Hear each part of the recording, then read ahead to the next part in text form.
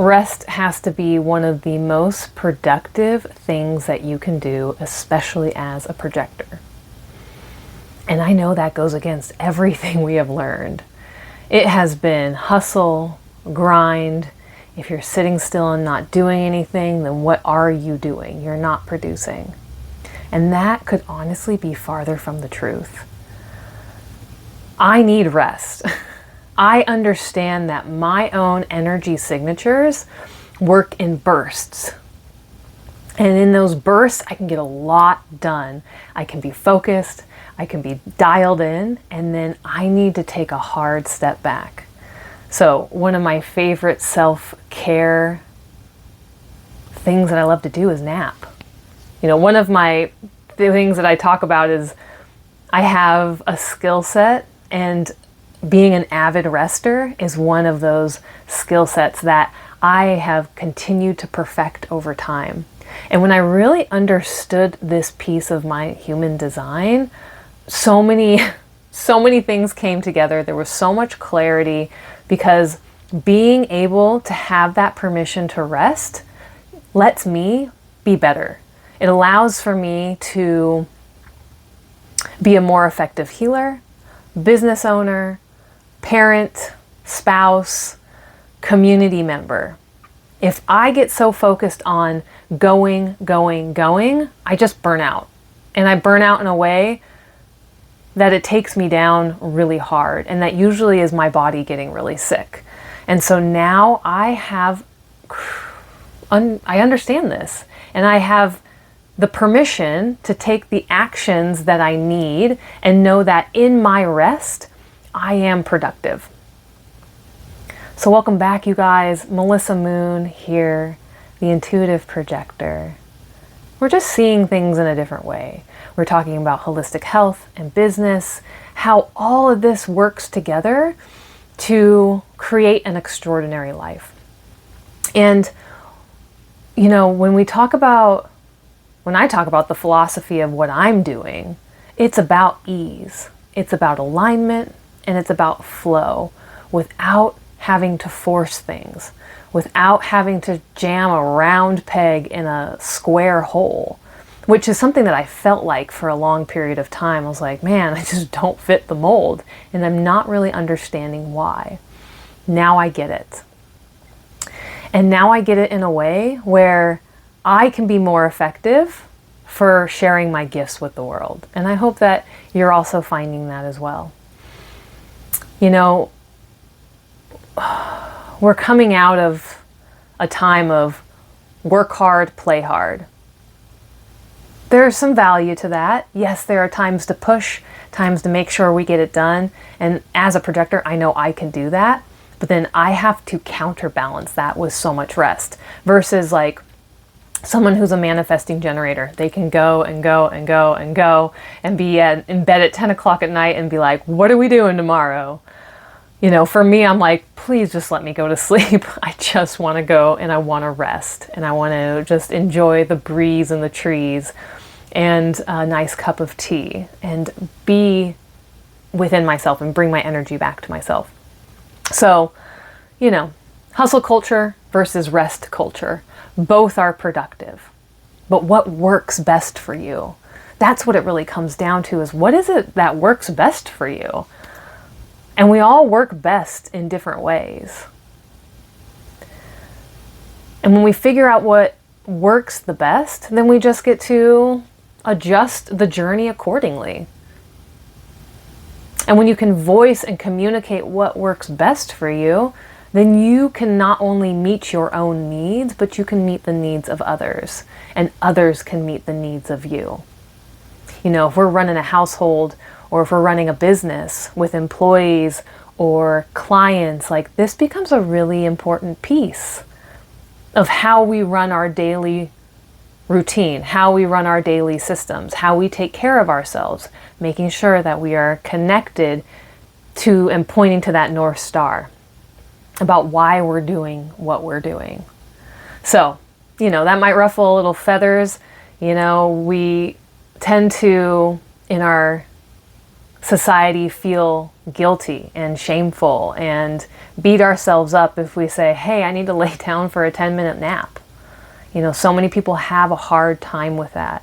And I just want to give you full permission. Like, that's the time the nervous system is able to recalibrate, like re-energize.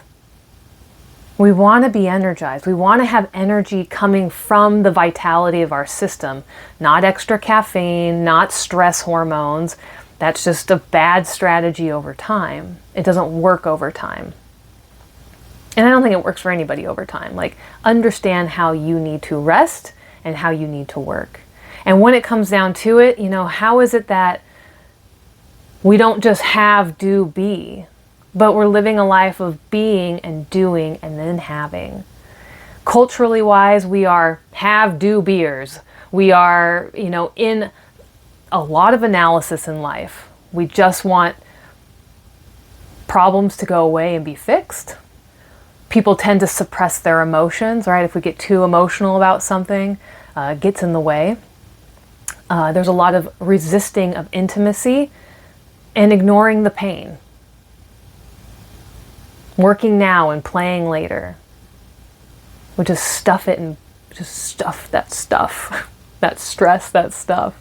And it just is not great. It doesn't serve our bodies. At some point our body says, enough is enough, we'll break.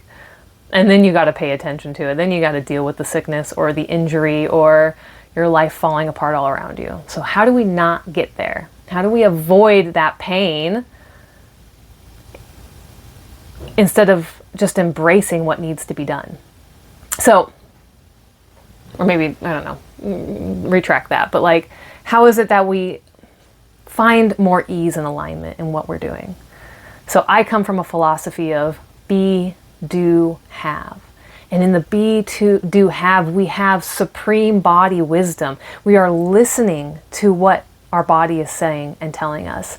We're actually adapting to life's experiences and taking the lessons and the growth and the opportunity to either reinvent or realign or refine something, right? It's like, what is working? We embrace life problems. Like, I love embracing problems. As much as problems are problems, they are an opportunity to learn.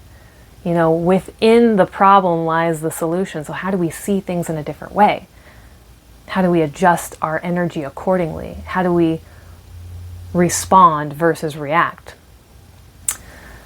And there's a general sense of being able to express emotions and have safety in the emotions and understand that emotions are important to pay attention to.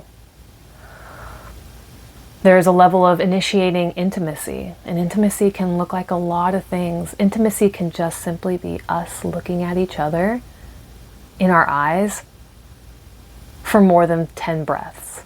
That is intimate. When you give somebody a hug for 20 seconds, that's intimate. That's sharing a moment. That's sharing energy with one another in a way that uplifts the vibe. It uplifts the person. You're leaving somebody with an impression of increase. Like, how do we increase each other's, you know, love stores or love bank or, you know, appreciation banks or hope banks or anything, any of those emotional spaces that need to be filled. Obviously in a consenting way and in a safe way. And one of my big things that I want to promote is stopping before it hurts. We all tend, to some degree, go, go, go. Grind, grind, grind. And it doesn't serve us. Actually, it doesn't make us any more productive. It doesn't make us any healthier. It doesn't make us any more stable emotionally and mentally if all we're trying to do is go, go, go. So learning how to stop before it hurts, and whatever that means to you. I love celebrating that with people. And then also, last and not least, I think the most important is to play while we work. We get to be here. We get to be on this earth. We get to share our gifts, and we get to choose whether or not we do that.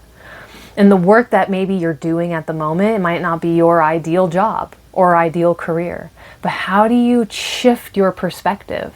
How do you change the structure of your body to say, hey, like, I see the benefit in this space. I see the benefit of the work I'm doing.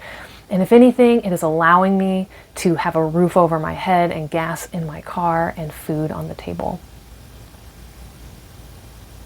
So do we live in a have, do, be society, which doesn't work for me. I don't know if it works for you, but it doesn't work for me. But what I have figured out, though, is that a be, do, have way of living my life creates so much more flow and ease and ability to maintain calm in the chaos, so that as life continues to throw, left hooks and right hooks and upside down and, gosh knows where else we're coming from, it's like, I'm good. I'm good in it. I have built a strong foundation. I understand who I am. I can feel really healthy in my body, which then is really healthy in my mindset.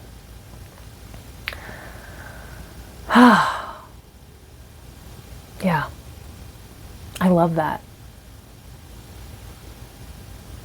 So, as a projector, this is what I embrace. As a business owner, this is what I embrace. As a mother and a partner and a community member, this is what I embrace. And I love telling people, like, I'm an avid rester. Like, that's what I love to do. Let me show you how to do that. And then you let go of a little control. You let go of the things that you can't honestly control. And you just worry about you. And you worry about you being good. So that as you are good, you are better for everybody else. And it's just that beautiful cycle. Like, the better it gets, the better it gets, the better it gets.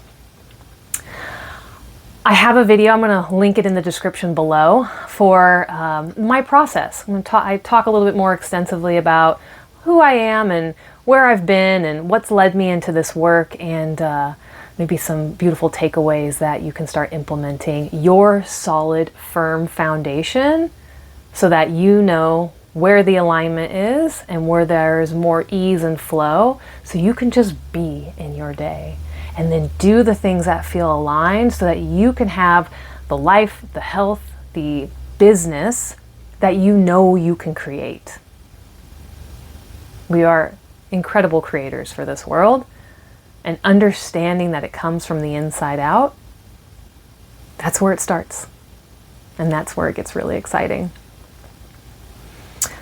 So if you love this kind of content and you want to be a part of my community, our Earth community, and sharing some really beautiful insights and takeaways and business and holistic health and all that good stuff, please like, comment, subscribe. I'd love to hear from you.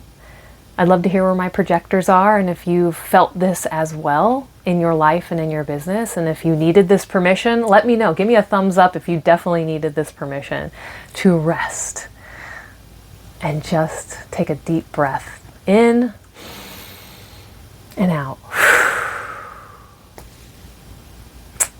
Thank you for being here, my dear. I'll see you in the next one.